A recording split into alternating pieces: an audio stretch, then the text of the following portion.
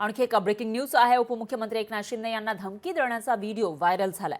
पोलिसांकडून आरोपीचा शोध सुरू आहे। हितेश धेंडे नावाच्या व्यक्तीने धमकी दिल्याची माहिती आहे, तर धमकी देणाऱ्याला अटक करण्याची शिवसैनिकांची मागणी समोर येते। उपमुख्यमंत्री त्याचबरोबर मागच्या 2.5 वर्षांच्या कालावधीमध्ये जे मुख्यमंत्री राहिलेले आहेत ते एकनाथ शिंदे यांना धमकी देताना हा तरुण दिसतोय, तसा व्हिडिओ व्हायरल झाला आहे आणि त्यानंतर आता या आरोपीचा शोध पोलिसांनी सुरू केलाय। दरम्यान हितेश धेंडे असं नाव या व्यक्तीचं असल्याची माहिती समोर येते, ज्यानं धमकी दिलेली आहे उपमुख्यमंत्री एकनाथ शिंदे यांना। दरम्यान या धमकी देणाऱ्याला अटक करा अशी मागणी शिवसैनिक करतायत।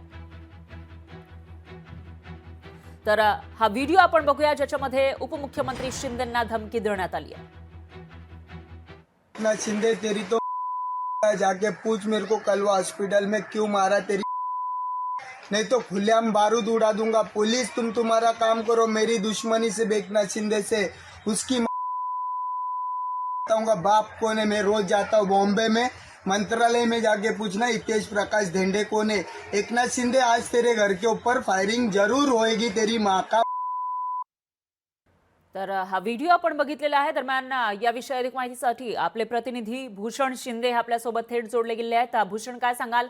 हा जो तरुण आहे तो शिवीगाळ करताना दिसतोय, उपमुख्यमंत्री एकनाथ शिंदेंना धमकी देताना दिसतोय। नेमकं कशामुळे याने धमकी दिली याविषयी काही माहिती मिळू शकली का? आणि हा तरुण कुठला आहे, काय आहे, याविषयी काही माहिती मिळालेली आहे का?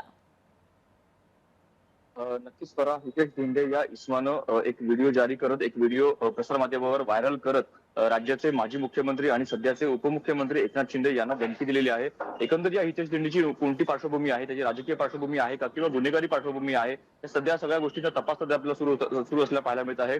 आणि या हितेश धेंडेला लवकर अटक करावी अशी मागणी सध्या शिवसैनिक करताना त्यांच्या मागणीला जोर देताना आपल्याला पाहायला मिळत आहे। त्यामुळे हितेश धेंडे याची नेमकी राजकीय पार्श्वभूमी आहे का, हे देखील सध्या तपास सुरू आहे। त्यामुळे येत्या काळात हितेश धेंडेला जेव्हा अटक होईल तेव्हा या सर्व गोष्टींचं उत्तर किंवा या सर्व प्रश्नांची उत्तर आपल्याला मिळताना पाहायला मिळणार आहेत। त्यामुळे सध्या हितेश धेंडे याचा जो व्हिडिओ आहे तो आपल्याला अत्यंत व्हायरल होताना पाहायला मिळत आहे आणि एकंदर या संपूर्ण गोष्टीमुळे सध्या काहीसा तणाव या संपूर्ण गोष्टीमुळे आपल्याला पाहायला मिळत आहे। त्यामुळे येत्या काळात त्याला लवकर अटक करावी अशी मागणी सध्या शिवसैनिक करत आहेत। आणि एकंदर उपमुख्यमंत्री एकनाथ शिंदे यांच्याकडून सध्या कोणतीही प्रकारची प्रतिक्रिया आली नसली तर सुद्धा कुठेतरी त्यांच्या विरोधात झालेल्या धमकीचा सध्या आपल्याला पडसाद उमटताना पाहायला मिळत आहेत। निश्चितच भूषण, एकूणच असं म्हणता येईल की ज्या पद्धतीने राज्यामध्ये घडामोडी घडतात त्याच्यामध्ये धमकी दिली जाते किंवा काही हत्याही झाल्याचं समोर आलं आहे।